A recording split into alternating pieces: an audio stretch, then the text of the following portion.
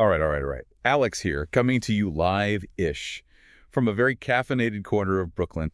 By day, I'm knee-deep in the wild world of behavioral economics, trying to figure out why we humans do the nutty things we do. Love it. And welcome you, the ever-curious listener, back to the deep dive. Yes, welcome. You know the deal. We wrestle complex topics into submission using the knowledge you've thrown our way. Think of it as your cheat sheet to sounding smarter at the next dinner party. Huh. And this is Dr. Insight, broadcasting from a slightly less chaotic but equally intellectually stimulating study in Cambridge. My background is in synthesizing information across various fields. You know, spotting the hidden connections, the underlying patterns. Zanzy. Our goal, as always, is to give you the crucial understanding without the hours of sifting. We've basically done the heavy lifting for you. Speaking of heavy lifting, today we're plunging headfirst into the fascinating story of re-up education. We've got this cracking Harvard Business School case study, re-up education. Can AI help learners return to college? That's the main one. And the teaching note, which is like the director's cut with even more behind-the-scenes intel. Pretty cool stuff. Yeah, the teaching note adds some great context. What makes re-up so compelling, I think, is their laser focus on a significant but often overlooked group, stopped-out college students. Right, people who started but didn't finish. Exactly. These are folks who started their higher education journey but didn't quite make it to the finish line for, well, all sorts of reasons. And re-up is experimenting with some seriously interesting AI to help them get back on track. Exactly. So the million-dollar question we're tackling today, the one we really want you, the learner, to chew on, is this. By dissecting re-up's business model and their foray into AI, what can we glean about the real-world opportunities and, maybe even more importantly, the hurdles of the digital economy? Ooh, good question. That's the core of it. And just to be super clear, every single fact, figure, and eyebrow-raising detail we're about to unpack comes straight from these HBS sources. No extra reading required on your part. We got you covered. Okay, Dr. Insight, let's unpack this. First off, let's just grasp the sheer scale of this stopped-out student phenomenon. It's honestly mind-boggling. It really is. Between 2010 and 2020, a massive 29 million individuals started college in the U.S. 29 million, that's huge. And here's a statistic that really puts it into perspective. Of the students who enrolled for the very first time in 2014, more than a third, a hefty 36%, hadn't earned any degree by 2020. Wow. More than a third didn't make it through in 6 years. Not in 6 years, no. That's a significant portion of aspiring learners just stopping. And it gets even more layered when you look at graduation rates across different racial and ethnic groups. The disparities are stark, aren't they? They really are. For instance, the sources say a solid 76% of Asian students and 66% of white students secured a degree within 6 years. Okay, still not 100%, but decent. But then that number drops quite a bit. 59% for Hispanic Latino students, only 45% for Black students. Oh, 45%. And a sobering 42% for American Indian Alaska Native students. Man, those gaps are really something. These aren't just numbers. They highlight deep-seated systemic issues within our education system, Totally. And by 2021, the total population of stopped-out students in the U.S. had ballooned to a staggering 40.4 million. 40.4 million. That's like the entire population of, well, a big country. It's enormous, an enormous pool of untapped potential, really. Unbelievable. And often, it's the first-generation college students who face the highest risk of stopping out. I remember reading that. That's right. One study mentioned in the case showed that a third of them, 33%, leave within just 3 years. A third. Compared to what for other students? Compared to a much lower 14% for students whose parents hold a bachelor's degree. Makes sense, right? They're navigating uncharted territory. Less built-in support, maybe. Absolutely. They often lack that established support network, maybe less familiar with the hidden curriculum of college. They might encounter unfamiliar challenges. So what are the main reasons these students are hitting the brakes on their education? The sources mentioned a few key things. Well, the top culprit, according to the case study, is the struggle to balance the demands of work and family life with the rigors of college. The juggling act. Yeah, I get that. Something's got to give. And right up there, unsurprisingly, is the ever-present issue of financial pressure. Between a third and a half of stopped-out students cite financial difficulties as a major obstacle. A third to a half. Mm-hmm. And college costs are just, wow. Exactly.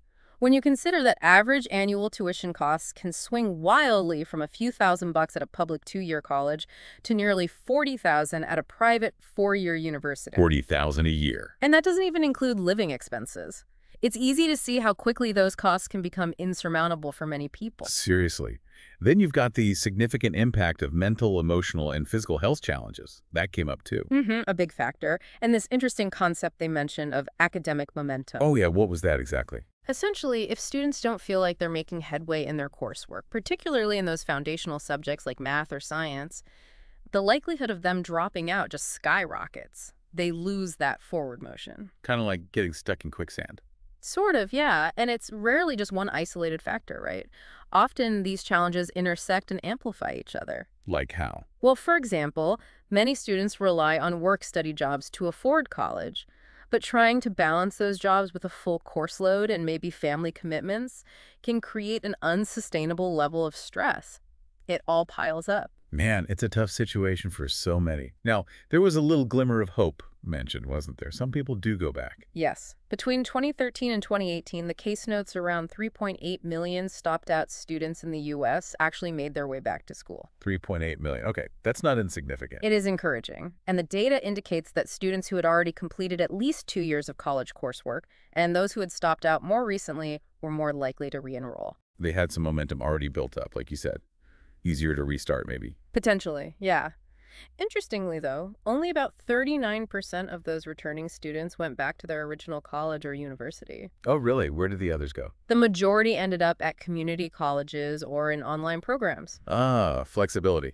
That makes sense for people juggling life stuff. Which really speaks to the accessibility and flexibility that those types of institutions can offer to returning learners who often have complex lives and schedules. Definitely. And for those who do persevere and graduate, the payoff is pretty huge, right? Financially. Oh, absolutely. The sources highlight this.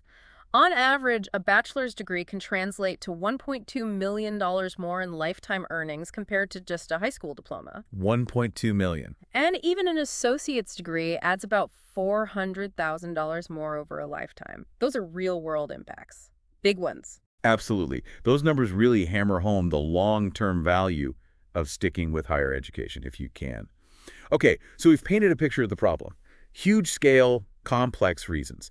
Now, let's dive into how Re-Up Education is trying to tackle this massive challenge. Right. So Re-Up's story has its roots in Entangled Group, a company that specializes in launching and supporting education technology startups. Okay, an incubator kind of place. Sort of, yeah. Back in 2015, Entangled Group established Re-Up with a very clear mission to actively find, genuinely engage, provide meaningful support, and ultimately empower these stopped-out students to realize their educational aspirations. And at that time, this particular group of students was largely overlooked, right? What was the thinking then? Yeah, pretty much. The prevailing narrative was often that these students simply weren't cut out for college-level work, or maybe they just weren't motivated enough. Oh, wow. That's harsh. It is. But Re-Up's founders, Paul Friedman, Sarah Horn, and Nitzan Pellman, who all brought their own diverse backgrounds in higher education, recognized that students step away from their studies for a multitude of reasons, many completely unrelated to academic ability. Life happens, basically. Exactly. And they firmly believed that a personalized, one-on-one coaching approach could make a tangible difference in helping these individuals overcome their unique obstacles. Okay, so coaching is key. But how does Re-Up actually make money doing this? What's the nuts and bolts of their business model? It's a rather innovative revenue sharing agreement they have with colleges and universities, whom they refer to as their partners. Okay. These partner institutions provide Re-Up with lists of eligible stopped-out students, typically those who haven't attended classes for over a year. Re-Up then reaches out. Just emails. Through a combination of targeted digital marketing and, crucially, personalized remote success coaching. Okay, so they're not directly charging the students for these services. That seems important. That's absolutely key. The services are entirely free to the learners. Re-Up only gets paid if a student successfully re-enrolls at the partner institution. Not performance-based. Precisely. In that case, the school pays Re-Up a small percentage of the recovered tuition for each semester the student continues their studies. Okay, recovered tuition. Makes sense. And here's a really interesting twist. Even if a student decides to re-enroll at a completely different institution. Wait, really? Even if they go somewhere else? Yes. Re-Up still shares a portion of that revenue with the original school that provided the initial lead. Whoa. That's a pretty ingenious incentive structure. So in theory, it's a win-win-win situation. That's a goal. The students get support, the original school might get some revenue back even if the student transfers, and re-up earns when students get back into the system. Precisely. Re-up's ultimate aim is to create value for everyone involved. For the learners, it's about getting back on their educational path, boosting their earning potential. For the colleges, it's reclaiming revenue that's lost when students drop out. And how much are we talking about, that lost revenue? Well, the total lost tuition across U.S. post-secondary institutions is estimated to be a staggering $16.5 billion every single academic year. $16.5 billion. Holy moly. Okay, that's a big pie they're trying to get a slice of. A very big pie. So what kind of real-world impact has re-up had so far, according to the case? By 2021, they had forged partnerships with over 50 institutions and successfully recovered a whopping $55 million in lost tuition revenue for those schools. $55 million. Okay, that's significant. And how many students? Their team of just 17 coaches at the time had connected with 450,000 learners. Whoa, 17 coaches reached out to almost 500,000 people. Yep, resulting in 19,000 re-enrollments and 3,800 graduates. Wow. And many of these were people out of school for a long time. Yeah, remarkably, many of these learners had been out of school for 5 years or even longer, a demographic that has historically been incredibly difficult to re-engage. Those are some seriously impressive numbers. It's no wonder they managed to attract $14 million in venture capital by 2021. That makes sense now. Definitely validated their approach, at least initially. And here's a little tidbit that I found fascinating. Re-up operates as a completely remote company. Yes, they believe this distributed model allows them to tap into the best coaching talent regardless of their geographic location, while also keeping their overall operating costs down. Smart move, especially now. Okay, so this coaching process seems to be the heart and soul of Re-up's approach. Can you walk us through what that actually looks like in practice? Sure. So re-up coaches regularly send out proactive messages, think motivational nudges, reminders about crucial registration deadlines, stuff like that. To the list from the schools. Exactly, to the list of eligible learners provided by their partner schools. When a learner responds and expresses interest in re-engaging, they schedule a one-on-one call with a re-up coach. Okay, the human connection part. Right. These coaches then continue to interact with the learner on an ongoing basis until they successfully re-enroll and ultimately graduate. Or until the learner explicitly asks them to stop. It's very learner-driven in that sense. So the learner really has to initiate that deeper engagement beyond the first outreach. That's right. Re-up meticulously tracks and records all of these interactions, emails, clicks on links, phone calls, text messages, completed web forms. Everything goes into their Salesforce platform. Got it. Data, data, data. Mm-hmm. The initial conversations are really guided by the coach's individual intuition and their ability to respond to the learner's immediate needs and concerns in real time. What kind of questions do they typically ask in those first calls? What's the main objective? Like, what are they trying to figure out? Well, a re-up coach described it as a two-pronged process of assessing and advancing. Assessing and advancing, okay. First, they really try to understand the learner's personal background, their current life situation, what happened before, and what their future educational and career goals actually are. Really get the whole picture. Makes sense. Assess first. Then they transition into the advancing phase, where they provide tailored strategies, practical guidance, and resources to help the learner bridge the gap between where they are now and where they aspire to be. So it's problem solving.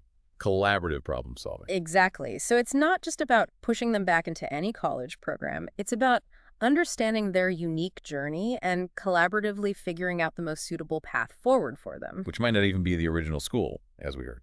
Potentially not, no. Yeah.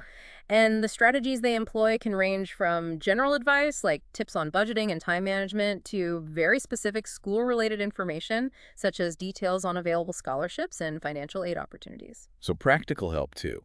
Very practical.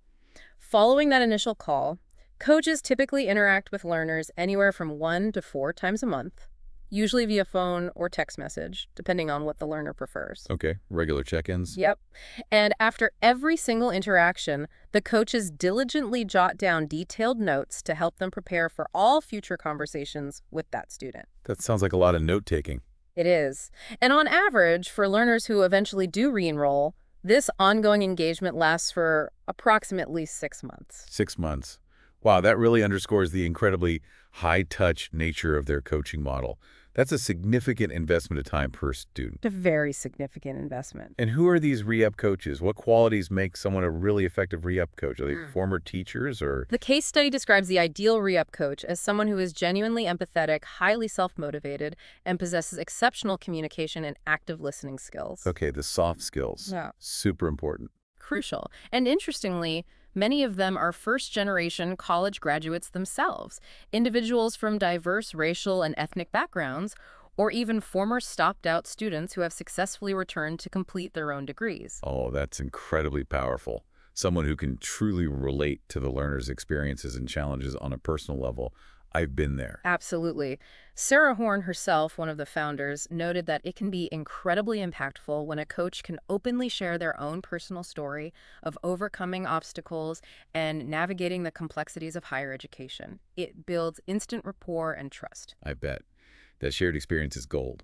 So these coaches are juggling a lot, responding to initial inquiries, scheduling calls, doing the coaching, proactive outreach, all that admin work. How does re-up keep track of their workload and ensure they're managing effectively? They utilize a metric called Unique Learner Interactions, or ULIs. ULIs, okay. This encompasses every single touch point a coach has with the learner.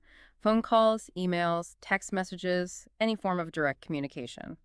Different types of interactions are weighted differently based on the estimated time and effort they typically require. Ah, so a call is worth more points than a text, maybe. Probably something like that, yeah. Coaches are generally expected to log around 250 ULI points per week. It's a way to quantify their engagement and, frankly, their productivity. 250 points a week? That sounds like a pretty demanding target. It is. And remember, coaches can't force learners to engage. So a significant part of the challenge lies in making those interactions so valuable and relevant that learners genuinely want to continue connecting with their coach. Right, you got to earn that engagement. Exactly. Re-up designed the ULI goal to encourage coaches to dedicate approximately 80% of their time directly to engaging with learners. 80%. Yeah. Focused on the students. That's the idea. And to maintain quality and consistency, managers also periodically listen to recordings of coaching calls and provide constructive feedback to the coaches. Okay, quality control built in. Makes sense. Now, with this very personalized, high-touch approach, it sounds like scaling the operation could be a real challenge. Yeah. You mentioned only 17 coaches earlier for a while. How did re-up think about tackling that particular hurdle? You've absolutely hit on the fundamental dilemma facing re-up and really many service-based businesses. This level of individual attention is incredibly effective, right? Right. But it's inherently time-consuming. Yeah, it doesn't scale easily. Exactly, which could significantly limit the overall viability and growth potential of their business model.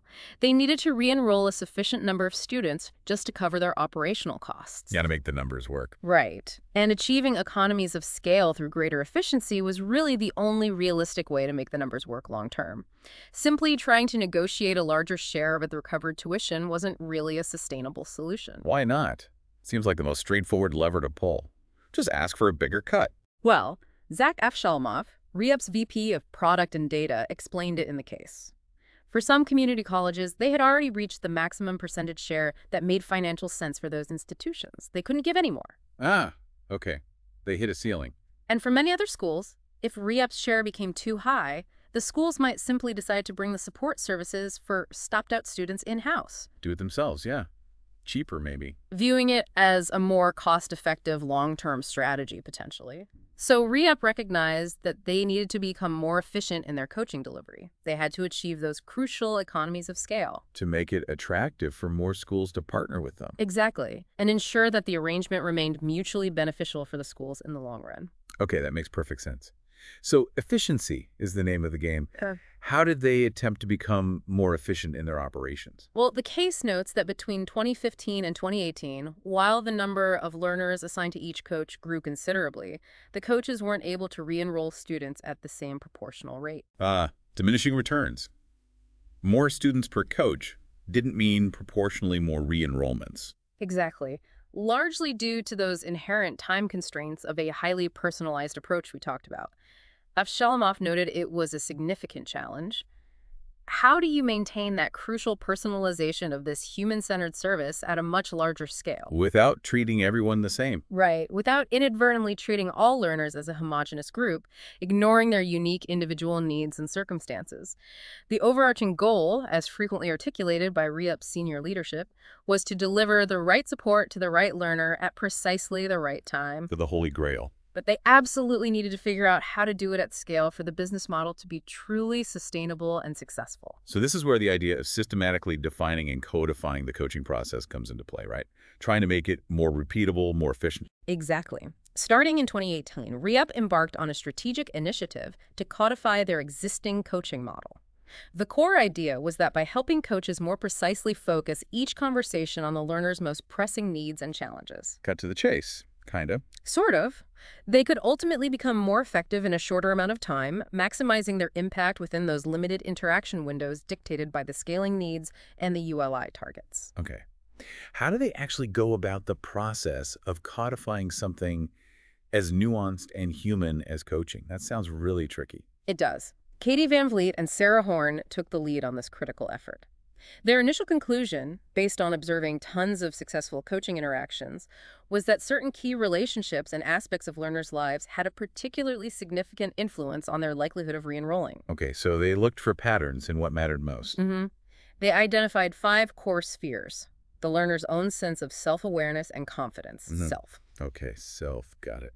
Their relationship and perception of their school, university, their external support system and career prospects. External, right. their willingness and ability to engage with REUP coaches, and their overall financial situation, finance. Coach and finance. Okay, 5 spheres. Self, university, external, coach, finance. These were deemed the critical domains influencing a student's decision.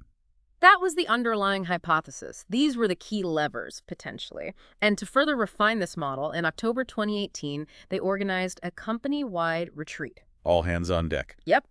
They conducted a very insightful exercise involving all REUP employees, including the coaching staff. They collaboratively listened to recordings of actual coaching calls and collectively tried to categorize the learner statements and concerns using these newly defined 5 spheres. Ooh, inquiring exercise, like where does this comment fit? Exactly. And they also evaluated the perceived health of each sphere on a spectrum. Was it strongly enabling their return to school, or was it significantly inhibiting it? Enabling or inhibiting, like a positive or negative influence. Right. Finally, they brainstormed various ways a coach might strategically respond to address the specific issues raised within each sphere.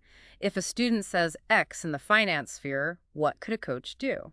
That sounds like a really valuable and collaborative exercise. It must have sparked some fascinating discussions and insights among the team. Maybe some arguments, too. It certainly did. Van Vliet recalled, according to the teaching note, that there was a considerable amount of healthy debate among the coaches. I bet. They discussed whether a particular learner statement should be considered positive or negative, why something might superficially sound positive but actually indicate an underlying negative issue. The nuance. And precisely which of the 5 spheres a specific statement most accurately belonged to. But by the end of the exercise, there was a general consensus that this concept of assessing and understanding a learner's sphere health held significant potential. It was worth exploring further. Okay, so they had buy-in. What was the next step? How did they transition from these broad spheres to something more concrete and actionable for the coaches? Do they just give them the list? Not quite. Over the subsequent few months, a dedicated group comprised of REUP's most experienced and highly regarded coaches worked closely with Van Vliet and Horn to further refine and operationalize the spheres concept. A-team. Pretty much. They undertook a very manual but crucial process of meticulously labeling approximately 4,000 individual passages taken from actual coaching call transcripts. 4,000 passages. Yeah. Manually. Wow. Yep. For each passage, they identified which of the 5 spheres it primarily related to, and then rated the overall health of that sphere as either enabling, supportive of re-enrollment, or inhibiting, acting as a barrier. So positive or negative, basically. Enabling 1, inhibiting any was 1, something like that. That's exactly how they coded it later for the AI, yeah. Enabling is 1, inhibiting was 1, it's 1. This painstaking manual work laid the essential groundwork for the next phase of their strategy. That sounds like an incredibly time-consuming and labor-intensive process, but necessary, I guess, to build the foundation. It absolutely was. but it provided the essential labeled data they needed for the subsequent development. As they analyzed this manually coded data, REUP's senior leaders began to observe recurring patterns and correlations. Ah, the patterns emerge from the data. Exactly. They noticed that learners who exhibited either very enabling or very inhibiting characteristics within a particular sphere tended to display certain consistent behaviors and attitudes. Like what? Give me an example. For example, a learner with a strongly enabling self-sphere was typically confident in their ability to succeed, express self-efficacy, whereas a learner with an inhibiting self-sphere often expressed significant uncertainty and self-doubt. Okay, I can see the patterns starting to emerge here. So they began to connect these characteristic patterns across all 5 of the defined spheres. Like, how did they combine? Exactly. They started combining the initial letters of these key enabling or inhibiting characteristics across the 5 spheres to create distinct learner personas. Personas, okay, like marketing personas, but based on these spheres. Sort of. For instance, a learner who was confident in their self-sphere, promoting of their university, isolated in their external relationships, reluctant to engage with the coach, and facing financial need was assigned the CPIRN persona. CPIRN, got it. Confident, promoting, isolated, reluctant, need. Okay. How many personas did they come up with? Initially, they identified a relatively large set of 32 broad learner personas. 32. That's a lot of distinct categories to keep track of. It is, but as Avshalomov astutely pointed out, unlike static personality assessments like, say, the Myers-Briggs type indicator, REUP's personas were intentionally designed to be dynamic and fluid. They reflected a learner's current assessed health across the 5 spheres. They could change. Ah, not fixed personality types. More like states. Exactly. The ultimate goal was to help learners transition from more inhibiting persona states to more enabling ones through targeted coaching interventions. They later refined the initial set down to a more manageable 16 core personas. 16 is still quite a few, but better than 32. Interesting. So did this personas model actually prove to be a helpful and accurate way to understand their learners? Did the data back it up? Good question. To validate the effectiveness of the personas model, Avshalomov conducted an analysis of those hand-coded call passages. The 4,000 passages. Right.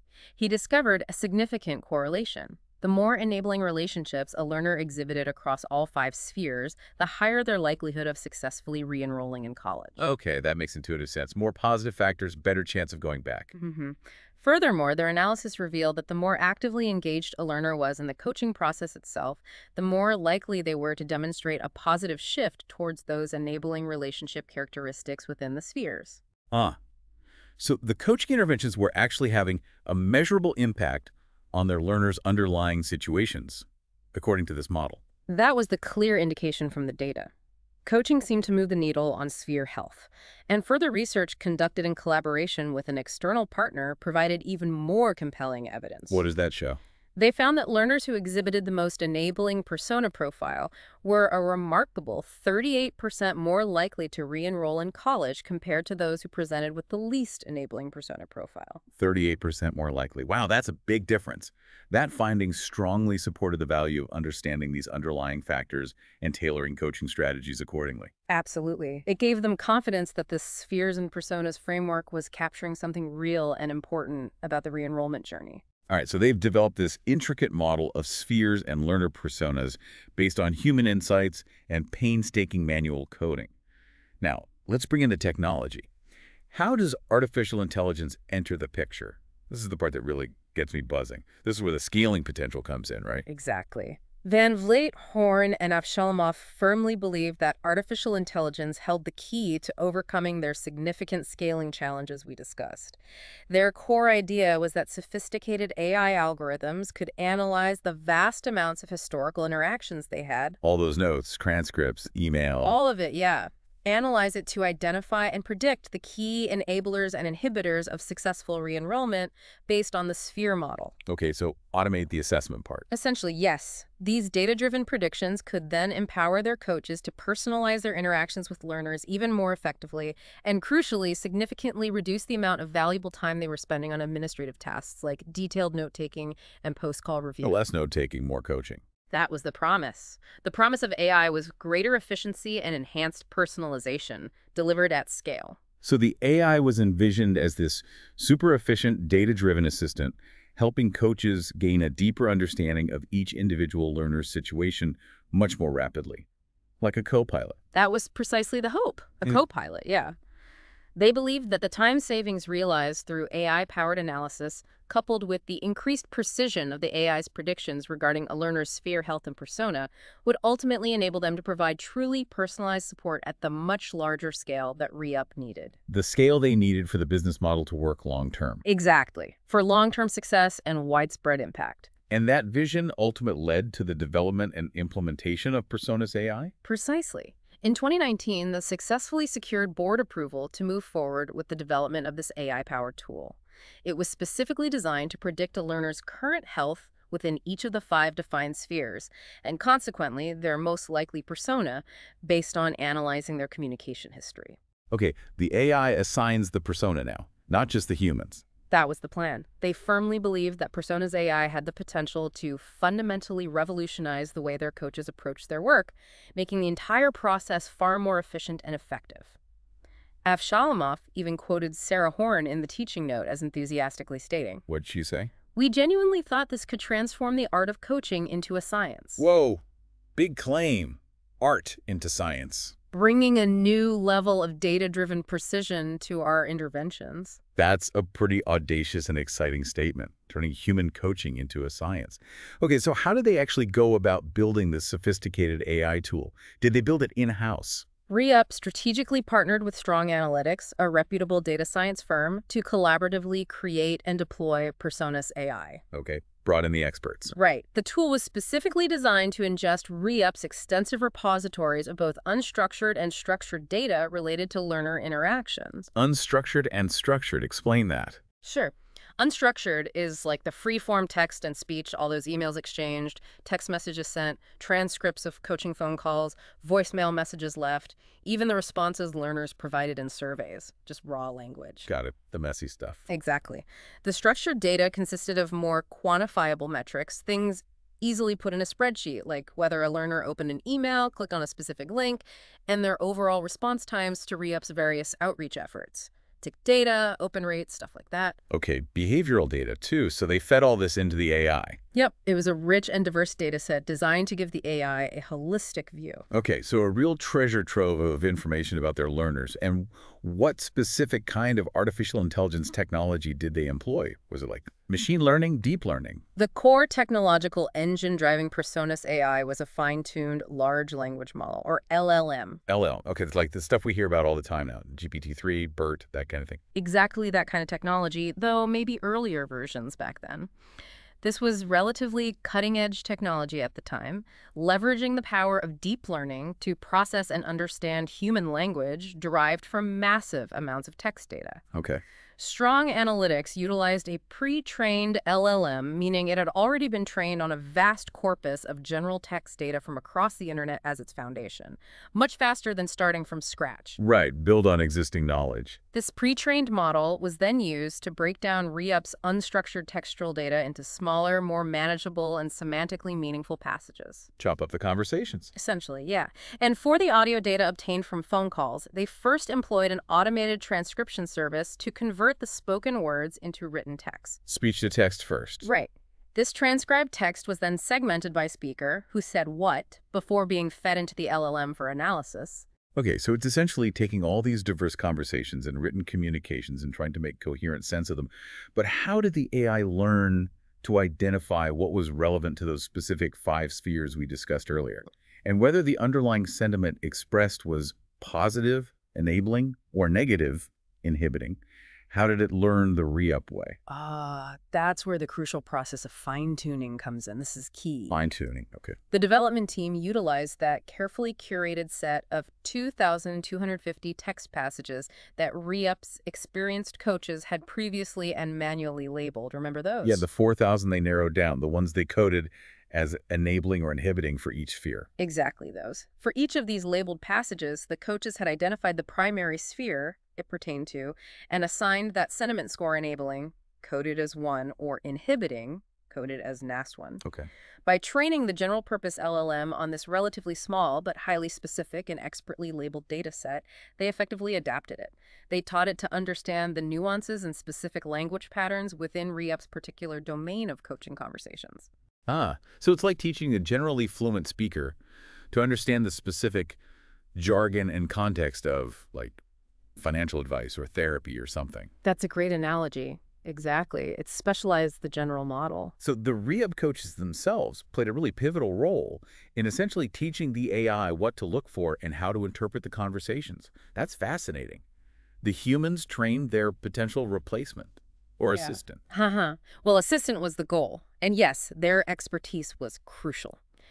Brock Ferguson from Strong Analytics emphasized that this fine-tuning approach was significantly faster and required considerably less labeled data compared to the immense undertaking of building a sophisticated language model entirely from scratch. Cheaper and faster. Makes business sense. Definitely. Once the LM had been successfully fine-tuned on re-ups data, it could then be deployed to automatically predict the relevant sphere and the associated sentiment for all the other previously unlabeled text passages within their vast data repository. So it could analyze all the data, not just the manually labeled stuff. That's pretty powerful. So after the AI analyzes all this data, what kind of information and insights are actually presented to the human coach? What does the interface look like? What do they see? Good question. For each of the 5 key spheres, the AI system calculated an average of the predicted learner sentiments over the preceding year Over the last year, okay. and combined this aggregated sentiment score with the relevant structured data, like those engagement metrics, clicks, opens, to generate an overall prediction of the learner's current sphere health. So a score for each sphere. Right. This sphere health was then used to infer the learner's most likely persona at that point in time. These sphere health predictions were presented as a numerical score ranging from a -1, indicating a strongly inhibiting influence on re-enrollment, to +1, indicating a strongly enabling influence. -1 to +1. Nice and clear. A quick at-a-glance assessment for the coach. That was the idea. Quick snapshot. And these scores and persona predictions would update automatically in real time, Yeah. like after every new call or text. Yes, precisely. Every time a coach had a new interaction with a learner, the AI model would automatically ingest that newly generated data, whether it was a transcribed phone call or a new email exchange, and instantly update the learner's predicted sphere health scores and their assigned persona based on the latest information. Wow, dynamic updating. Cool. This continuous updating was designed to provide coaches with the most current understanding of each learner's evolving situation. Always fresh info. Okay, but how accurate was it? Did they check if the AI was actually getting it right?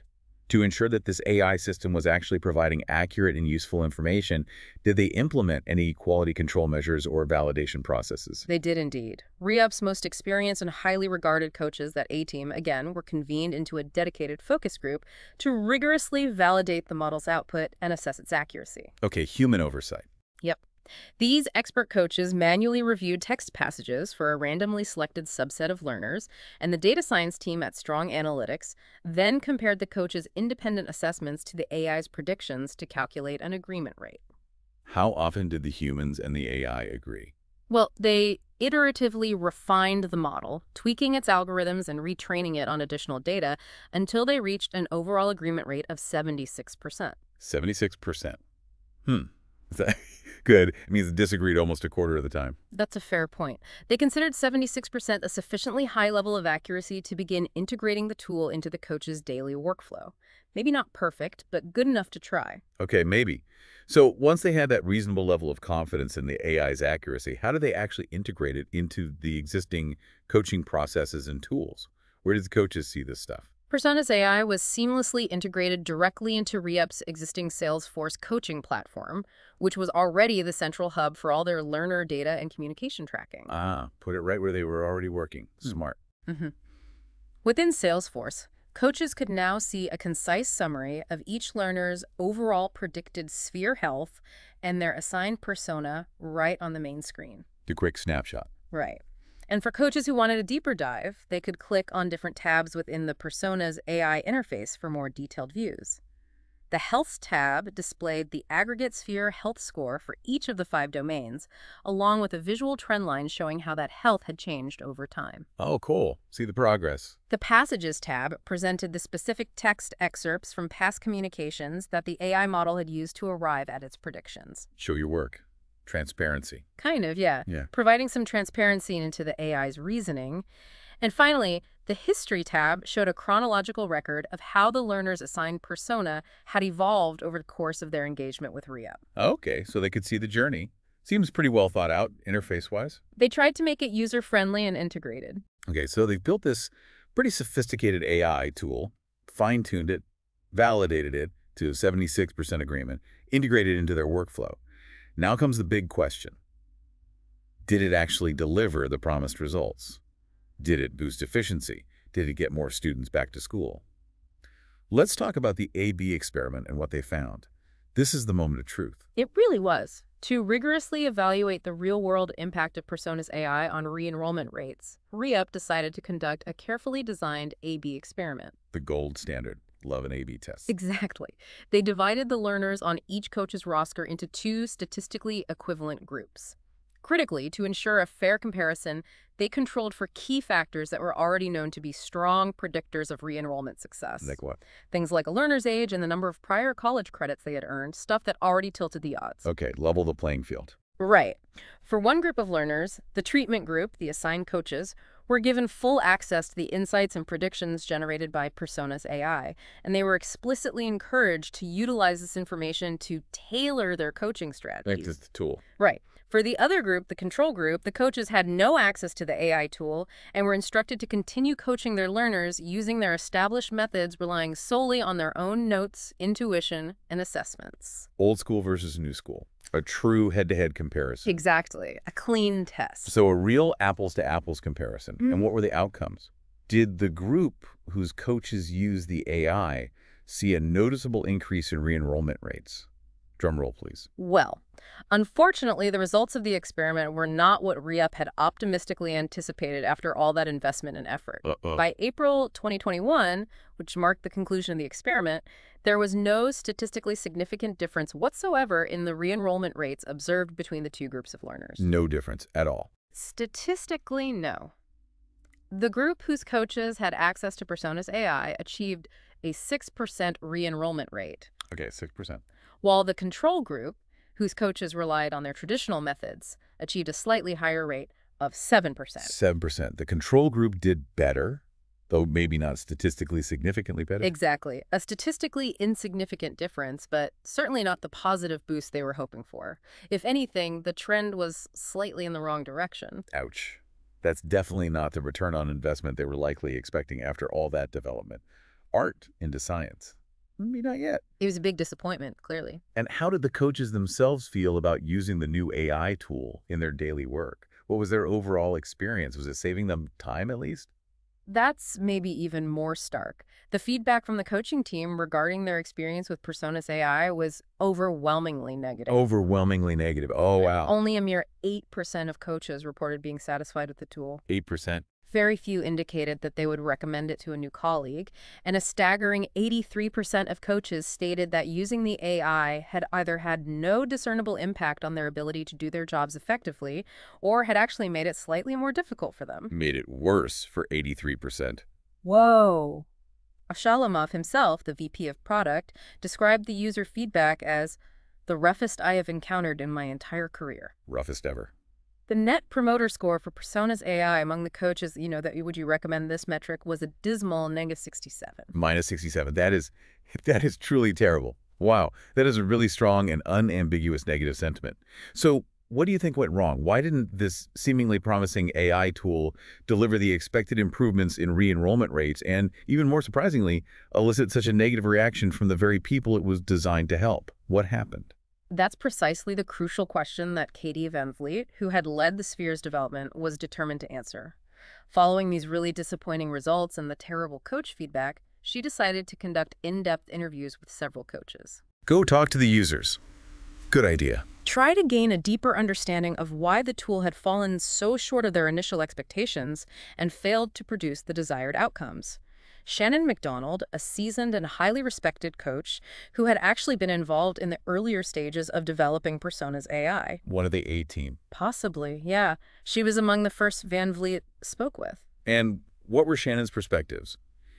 Given the generally negative sentiment across the coaching team, I'm particularly curious to hear about her individual experience with the tool. Was she also negative? Surprisingly, no. Shannon actually expressed a quite positive view of Persona's AI. Really? Positive, the outlier. She even admitted to being somewhat taken aback by the widespread negative feedback she had heard from her colleagues. She found that using the AI tool significantly reduced the amount of time she needed to spend preparing for her interactions with learners compared to her traditional method of meticulously reviewing all her previous notes. Ah, so it did save her time. That was one of the goals. For her, yes. She also highlighted that while she was always diligent about her note-taking practices, the AI offered a distinct advantage in that it doesn't forget anything, effectively drawing insights and relevant details from every single past interaction she had with a particular learner. Okay, the comprehensive memory. That makes sense. In her opinion, this comprehensive and easily accessible information ultimately made her a more effective coach. So for Shannon, the primary benefits were time savings in preparation and a more complete and easily searchable history of each learner's engagement. She found it helpful. Exactly. She explained that she would routinely use the AI-generated sphere health predictions to quickly identify the areas where a learner was experiencing the most significant challenges, those inhibiting spheres. Focus her attention. Right, and would then prioritize those specific issues in her subsequent conversations with the learner. She also found it personally rewarding to observe those sphere health scores gradually improve over time, Seeing the numbers go up. which she interpreted as a positive indication that her coaching interventions, informed by the AI's insights, were indeed having a beneficial impact on the learner's overall situation and their likelihood of re-enrolling. Okay, so one coach found it really useful, saved time, helped focus, tracked progress. That's a very different experience compared to the overall negative feedback we heard earlier. It really makes you wonder what accounts for this significant divergence in perspectives among the coaches. Why did she like it and others hated it? It does indeed. Van Vliet, reflecting on Shannon's surprisingly positive experience, began to wonder if there might be some underlying differences in how the learner's sphere health actually evolved over time in the two experimental groups, the AI group and the control group. Looking beyond just the re-enrollment rate. Right. Even if the ultimate re-enrollment rates were statistically the same, perhaps the AI was having a subtle but positive influence on the underlying factors, the sphere health, that wasn't immediately reflected in the final re-enrollment numbers. Okay, digging deeper into the data. And did the data analysis reveal anything interesting on that particular front? Were there any noticeable differences in how the sphere health changed in the two groups? Yes, it did. This is fascinating. When Van Vliet revisited the data from the AB experiment, she specifically focused on analyzing the transitions in sphere health instances where a learner moved from having an inhibiting health score, managed 1, in a particular sphere to an enabling one, +1, or vice versa. Okay, the positive and negative shifts. What she discovered was quite intriguing. In the group of learners whose coaches had access to Persona's AI, a significantly higher percentage of these sphere health transitions, a remarkable 91%, were in a positive direction. 91% positive transitions, moving from inhibiting to enabling. This was in stark contrast to the control group, where only 64% of the observed sphere health transitions were positive. 64% in the control group. Wow, that's a huge difference, 91 versus 64. It's a substantial gap. This suggested that the AI might indeed be contributing to positive changes in the underlying factors influencing re-enrollment, according to the model itself, even if it wasn't directly translating into a higher number of re-enrolled students at the end of the experiment. That's a pretty substantial difference. So the AI was seemingly helping to improve the learner's underlying situations and mindsets, at least according to the model's own predictions of sphere health. That's a fascinating disconnect from the lack of impact on actual re-enrollment rates. Why didn't better sphere health lead to more re-enrollments? It is a puzzle, isn't it? It certainly suggests that while the AI might have been effective at identifying and potentially helping coaches address some of the underlying barriers, there were other critical factors at play that the model wasn't fully capturing or influencing. Or maybe the positive shift wasn't deep enough or fast enough. Or maybe the sphere health metric itself isn't the perfect predictor. That's also possible. It only deepened the mystery of why these positive shifts in sphere health didn't ultimately lead to a higher number of students returning to their studies. It made Van Vliet and her team question whether there might be some fundamental flaw or limitation in the underlying coaching model itself, or perhaps in how the AI was designed to support it. Something was missing. So Van Vliet decided to delve even deeper into the wealth of data they had collected from the experiment. She wasn't ready to accept the initial findings at face value. Still digging. Absolutely not. She decided to take a closer look at the aggregate sphere health scores, sort of an overall readiness score based on all 5 spheres combined for the learners in both experimental groups. Okay, the overall picture. Specifically, she compared the initial aggregate sphere health of learners at the very beginning of the experiment with their final aggregate sphere health, either at the point they successfully re-enrolled or at the official conclusion of the experiment for those who did not re-enroll. Start versus end scores. Sure. Got it. What she found was quite revealing. While there wasn't a significant difference in the initial aggregate sphere health between the two groups. Okay, they started roughly equal. Nor was there a substantial difference in the final aggregate sphere health for the learners who did successfully re-enroll. The ones who made it looked similar in both groups at the end. Right. But there was a notable and statistically significant difference in the final aggregate sphere health for the learners who had not re-enrolled by the end of the experiment. Oh, what was the difference for the non-re-enrollees? Specifically, the group whose coaches had access to Personas AI exhibited a significantly greater final aggregate sphere health score compared to those in the control group who didn't re-enroll. Wait, let me get this straight. The students who didn't re-enroll actually looked better on paper, according to the AI's sphere health metric, if their coach used the AI. That's exactly what the data showed. That's really intriguing. So even though they didn't end up going back to school during the experimental period, the learners whose coaches used the AI seem to be in a better overall state, at least according to the AI's assessment. That's a really paradoxical finding. What does that even mean? Exactly. It's weird, right? It suggests that the AI might have been contributing to positive changes in their lives and circumstances, making them more ready to return to school in theory, according to the model. But that this didn't necessarily translate into immediate re-enrollment. Maybe it takes longer. Or maybe readiness, according to the AI, isn't the same as actually taking the leap. Both are possibilities. Van Vliet cautiously hoped that maybe this improved sphere health might eventually lead to higher re-enrollment rates in the longer term, beyond the experiment window. Perhaps, she thought, these learners found more value in their interactions with the AI-equipped coaches, leading them to engage more frequently overall. Okay, plausible hypothesis. Did they engage more? Oh, that's where it gets even weirder. When she then examined the average number of interactions per learner in the two groups, the data revealed a finding that, according to the case, truly shocked her. Shocked her. How? What did she discover when she looked at the interaction frequency for those non-re-enrollees?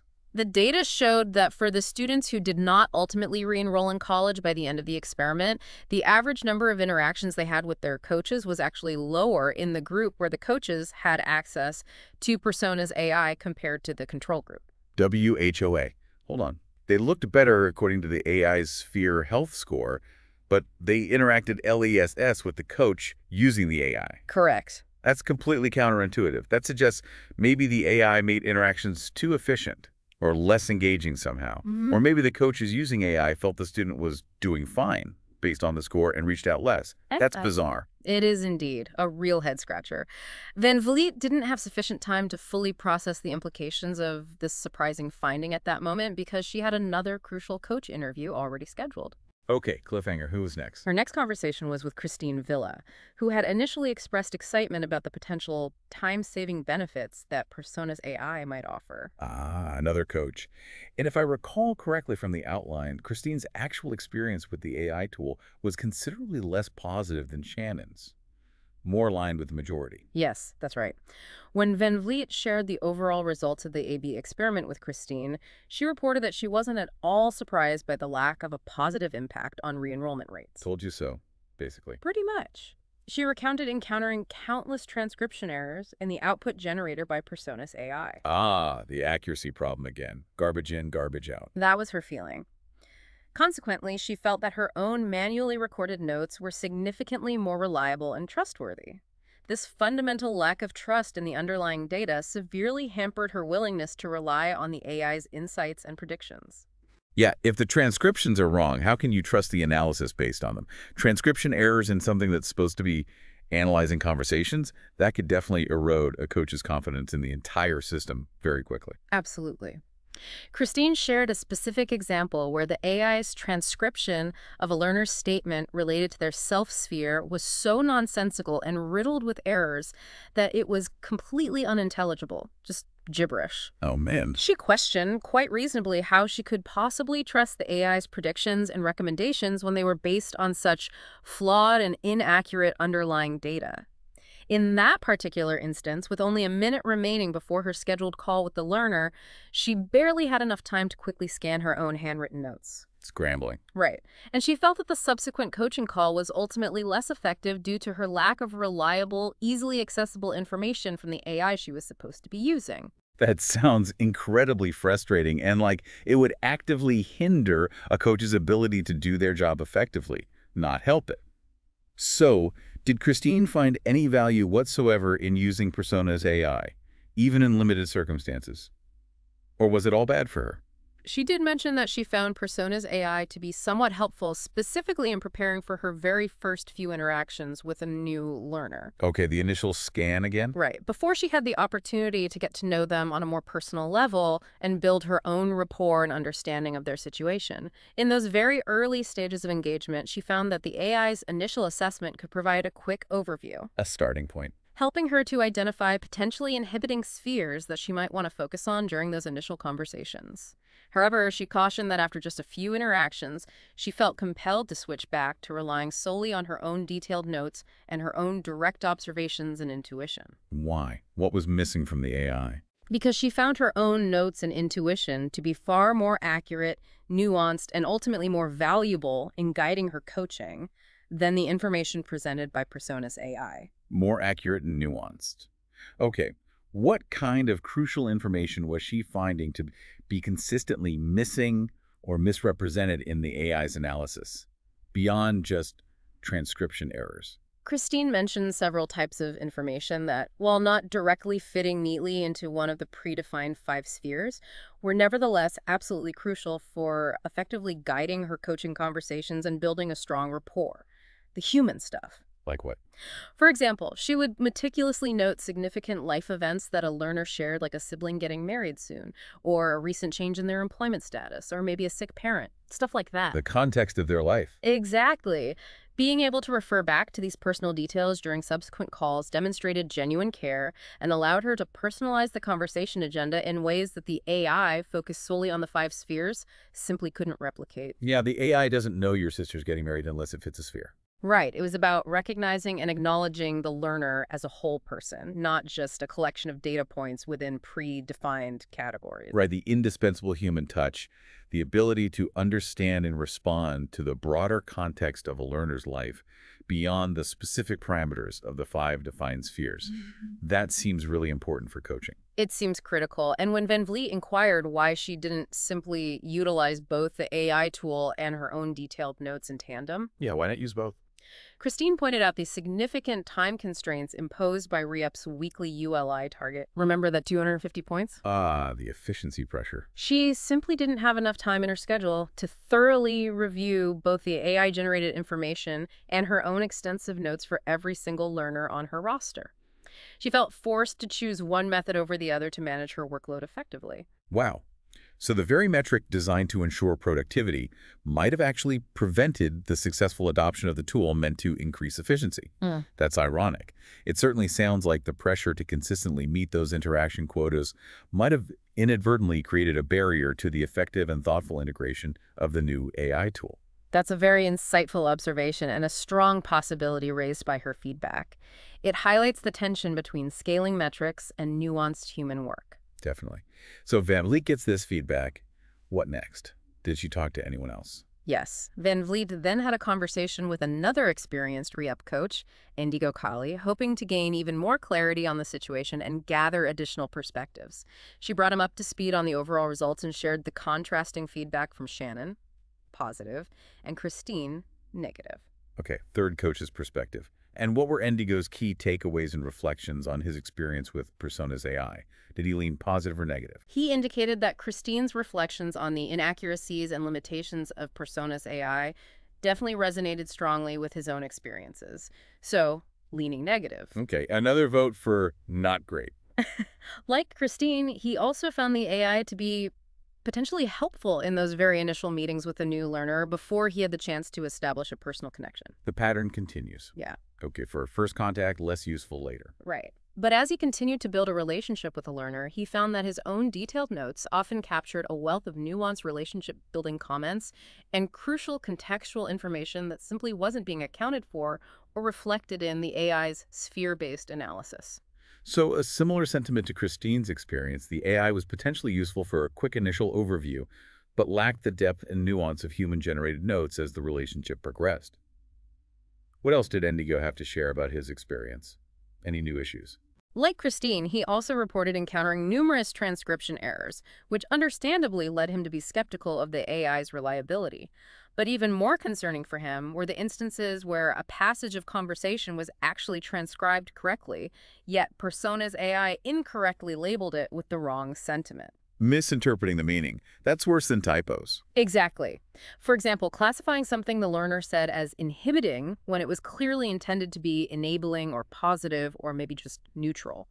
These misinterpretations were particularly troubling as they could potentially lead a coach to misjudge the learner's true emotional state and tailor their response inappropriately. Well, that's even more problematic than simple factual errors in transcription. It's not just inaccurate data, it's a fundamental misinterpretation of the intended meaning and emotional tone. That could really derail a coaching conversation. Exactly. He provided a specific example of a learner describing a professor as crazy, but in a clearly positive and humorous way, like, she's crazy smart, or his lectures are crazy interesting. Yeah, colloquial use. Right. But the AI, lacking the ability to understand sarcasm, humor, and context, flagged the word crazy as inherently negative and therefore indicative of an inhibiting sentiment towards the university sphere. Oof, context is everything. He also mentioned other instances where the AI struggled to accurately classify descriptive language related to a learner's mental health, missing the subtle cues and nuances in their phrasing.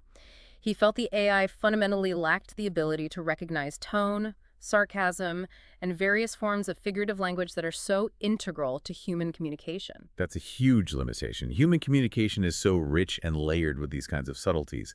It highlights the challenges of trying to reduce such complex interactions to simple binary classifications of enabling or inhibiting. You lose so much meaning. It does indeed.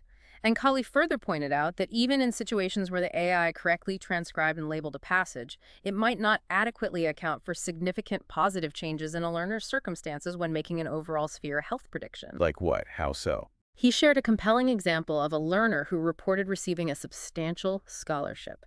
Big news. Awesome. That should definitely boost the finance sphere score, right? You'd think. The AI correctly identified it as an enabling factor within the finance sphere. However, despite this major positive development, the learner's overall finance sphere was still predicted as inhibiting by the AI, Aye. apparently due to a history of previous negative interactions and financial struggles logged in the system.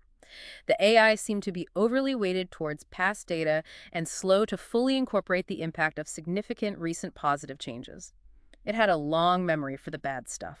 So the AI wasn't always capturing the most up-to-date and potentially game-changing information when generating its overall assessment. That could lead to coaches operating with an outdated or incomplete understanding of a learner's current situation, like still treating them as if they're broke when they just got a scholarship. That was his direct experience and concern. He also recounted instances where Persona's AI incorrectly attributed statements made by the coach during the conversation to the learner in its analysis. Oops. Getting speakers mixed up. Yeah, further undermining its reliability and usefulness as a tool for accurate understanding. After these insightful interviews with Shannon, Christine, and Endigo, Van Vliet had a wealth of information to process, a much clearer picture. Yeah, a much messier picture than they probably hoped for. It became increasingly clear that while Persona's AI held theoretical promise efficiency, scale, data-driven insights, its practical implementation and real-world effectiveness were far from perfect.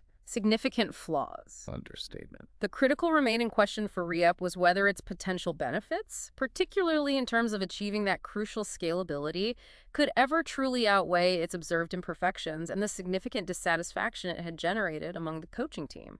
Could they fix it, or was it fundamentally flawed for this task? Okay, so Van Vliet is now sitting on all this crucial information, the underwhelming A/B test results, the mostly negative coach feedback with one positive outlier, the weird data about sphere health improving, but interactions decreasing for non-re-enrollees. Man, what a complex situation. What are the broader implications of re-up's experience and their foray into AI? Thinking beyond just re-up, what does this tell us about the wider digital economy and businesses grappling with similar challenges? This feels like a big lesson. It really does. Re-up's journey with Personas AI serves as a compelling and frankly cautionary case study in the inherent complexities of attempting to apply artificial intelligence in sectors that are fundamentally human-centric, fields demanding a high degree of nuanced understanding and empathetic engagement. Yeah, like coaching, therapy, education, maybe even sales or customer service to some extent. Exactly. It starkly highlights the persistent tension between the alluring promise of increased efficiency and scalability offered by digital technologies. The siren song of scale. Right. And the enduring critical need for uniquely human qualities like intuition, empathy, deep contextual awareness, the ability to read between the lines, build genuine rapport. The stuff AI is still pretty bad at. Qualities that remain absolutely essential in fields such as coaching, education, healthcare, and many other service-oriented industries. It really underscores the current limitations of even the most advanced AI technology in truly grasping the intricate complexities of human language, sarcasm, humor, emotion, the full spectrum of human feelings, and the multifaceted, often unpredictable circumstances that shape people's lives and decisions. Precisely. It compels us to ask important fundamental questions about how we even define success in these kinds of inherently human interventions. Right. Is success just the re-enrollment number? Exactly. Should our metrics of success be solely focused on easily quantifiable outcomes like the number of students who re-enroll, or should we also be giving due consideration to less tangible but arguably equally significant outcomes? Like what? Like a learner's improved sense of well-being, increased clarity about their goals, a stronger feeling of self-efficacy, feeling heard, feeling supported, regardless of whether they immediately return to college. Yeah, maybe the coaching helped them decide college wasn't right for them now, but they feel better about it. Is that failure or success? A great question. Re-up's experience suggests that focusing solely on re-enrollment might be missing a significant part of the picture of the value they provide. And what valuable lessons can other businesses learn from this, especially those relying on tech innovation for scale, but whose core service hinges on that human connection? What are the potential pitfalls they need to be aware of based on Re-up's story? I think it strongly suggests that finding the right equilibrium, the delicate balance between leveraging the power of technology and preserving the essential human touch, is absolutely crucial for long-term success and sustainability. It's not either. The hybrid approach. Augmentation, not replacement. Perhaps. These businesses need to carefully and critically consider whether AI should be viewed primarily as a tool to augment and enhance human capabilities, empowering professionals like coaches to be more effective and efficient, maybe handling routine tasks. Like Shannon experienced it. Right. Or is AI viewed as a potential substitute that could lead to a more standardized, maybe cheaper, but ultimately less impactful and potentially alienating service experience? Like Christine and Inigo felt it was becoming. Exactly. And of course, there are significant ethical considerations and potential unintended consequences associated with each of these strategic approaches that must be carefully considered and addressed proactively. You can't just throw tech at a human problem. It really forces us to think deeply about where technology can genuinely and ethically enhance human connection and understanding, and where it might inadvertently create distance, foster misunderstandings, or even undermine the very value proposition of a service that is fundamentally about human interaction and support. Getting that balance wrong seems really risky. Extremely risky, especially when trust and empathy are core to your brand. So, to bring it all together, Dr. Insight, what would you say are the most critical key takeaways from our deep dive into Re-up's fascinating and ultimately quite revealing AI experiment? What should our listeners really walk away with? Okay, key takeaways. Firstly, it starkly illustrates the inherent complexity of attempting to seamlessly integrate sophisticated AI into services that are fundamentally driven by human interaction, empathy, and trust building. It's just What? hard. Yeah, not as simple as plugging it in. We've seen firsthand how even advanced AI technology, while undeniably powerful in many domains, still faces significant limitations when it comes to truly understanding the nuances of human language, accurately interpreting emotional cues, and fully grasping the intricate web of factors influencing complex human choices, like going back to school. Absolutely. And the candid feedback from the re-up coaches really underscores the paramount importance of user experience and trust when introducing new tech tools into established human-centered workflows. That NAG 67 NPS score speaks volumes. It really does. If the very people who are intended to use the technology don't find it genuinely helpful, or worse, perceive that it hinders their ability to do their jobs effectively and build those meaningful connections. Like Christine feeling forced to choose between the AI and her notes. Right. Then widespread adoption is going to be a major uphill battle, regardless of how sophisticated or theoretically promising the underlying algorithms might be. The human factor in adoption is key. Totally. And the third thing. And finally, Re-up's experience serves as a potent reminder that there can be a significant and sometimes surprising disconnect between the metrics and insights generated by AI models and the real-world outcomes and human experiences that we ultimately care about. The SEER, health improving but re-enrollment not changing, and interactions going down. That whole paradox. Exactly that. Even though the Persona's AI model indicated positive improvements in learners' underlying sphere health and readiness, these predicted improvements didn't translate into the desired, easily measurable outcome of increased re-enrollment rates. Which makes you question the metric, or the intervention, or both. Right. It prompts us to think more critically about what we choose to measure as indicators of success, and whether those metrics truly capture the multifaceted essence of what we're trying to achieve, particularly in fields deeply rooted in human relationships and individual circumstances. Are we measuring what matters? So, circling back to our initial overarching question about the opportunities and the potential pitfalls of the rapidly evolving digital economy, it appears that Re-up's insightful story highlights the critical and ongoing need for a balanced, thoughtful approach to technology adoption. One that acknowledges and respects both the immense power and the inherent limitations of digital tools when applied to complex human endeavors. The human element remains indispensable, it seems. I think that's a fair summary. This leads to a crucial final thought for you, our engaged listener, to chew on after we sign off. Lay it on us. What are those absolutely essential elements of human connection, empathy, and deep understanding that remain incredibly challenging, if not currently impossible, to fully replicate or accurately model with even the most advanced digital technologies available today? What makes humans uniquely human in these interactions? Exactly. And how will this fundamental gap between artificial intelligence and genuine human intelligence ultimately shape the future trajectory of service-oriented industries? Education, healthcare, finance, coaching in our increasingly digital age. Big questions. We encourage you to ponder other business models and sectors facing similar challenges and opportunities where that human touch is core, but the pressure to scale with tech is immense. Keep exploring this fascinating and ever-evolving landscape. Fantastic final thought. Lots to consider there. Thanks for breaking that all down. My pleasure. It was a fascinating case.